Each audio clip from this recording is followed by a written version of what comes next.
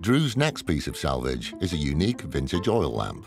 For this, he's calling in Jolene Farmer, a restorer of antique lighting and an expert in wiring for chandeliers and other decorative lamps. So, this wonderful thing here. Now, super ornate. Look, it's got a little door on it and everything. Look at that. How nice is that? It's nickel, beautifully made. Isn't it? This would have been quite a grand thing in its day. It's pretty grand today, isn't it? So it's a sort of Corinthian column lamp, but it's got this weird quirk to it where it's got a exposed glazed box to the base.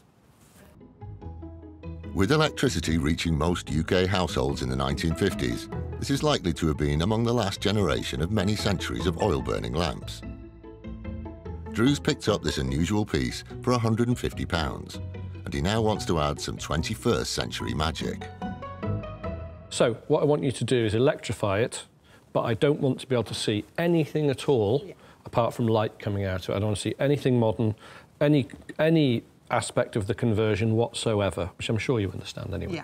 Yeah, I do. I mean, as a restorer, it's my job to not be seen. My work should not be noticed at all. Exactly. A good restoration job looks like it's never been touched. So that's exactly what I'm after. OK, there you go, all yours. Lovely, thank you. In her London workshop, lighting conservator Jolene Farmer is beginning the painstaking task of dismantling a 90-year-old defunct oil lamp. The aim is to bring it to life again as an electric light. First thing we're going to do is take the entire thing apart and see what we're dealing with. This is a one-off piece, so obviously quite nerve-wracking if anything goes wrong. To add more pressure on Jolene, Dru's already found a buyer for the restored lamp.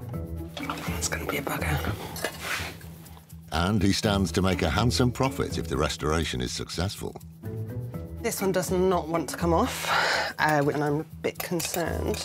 When I use extra force on it, it could mean that the thread snaps off with it, which would be absolutely disastrous. So I'm going to wrap it in leather to try and stop the patina becoming damaged.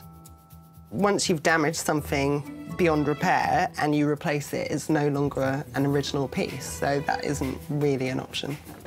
It's got to go right. Thought I felt some movement, but maybe not. No. This really could break, actually. This is horrible. Got it. It's moving. There we are. And no damage done. Phew. That's good. Having carefully separated components that were crafted together almost 100 years ago, Jolene's drilling a hole in the base of the column. Finishing the edges with a Dremel, this is where she'll hide the bulb and bulb holder.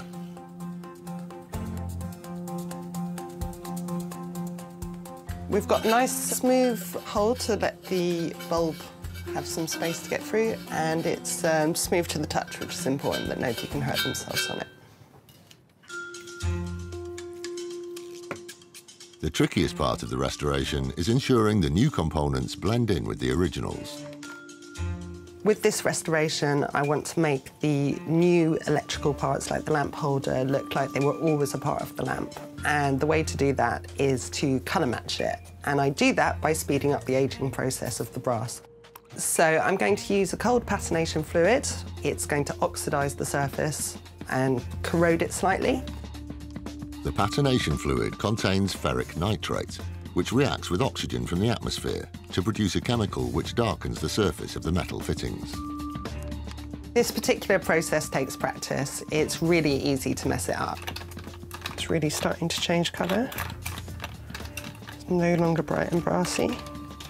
It's very important that I leave it in the solution for only a very small amount of time and then immediately dunk it in water, and that's to make sure it doesn't go too far. So it certainly doesn't look new anymore.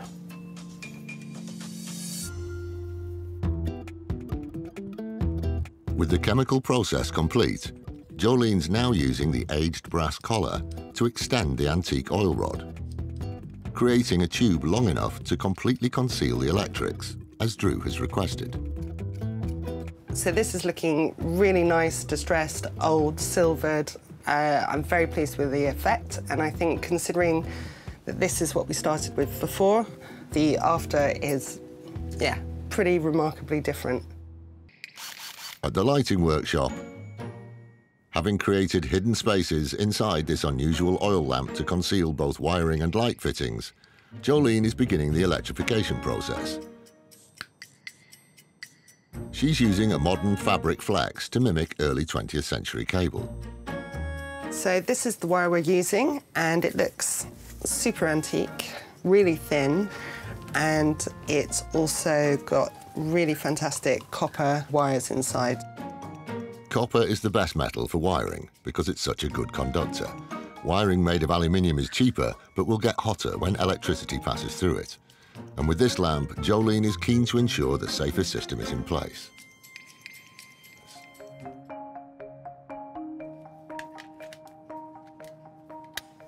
Moment of truth.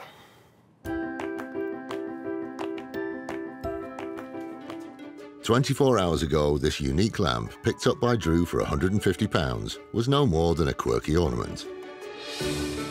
Now it's gained a state-of-the-art hidden power source and will sell for nearly £400. Hello. Hi.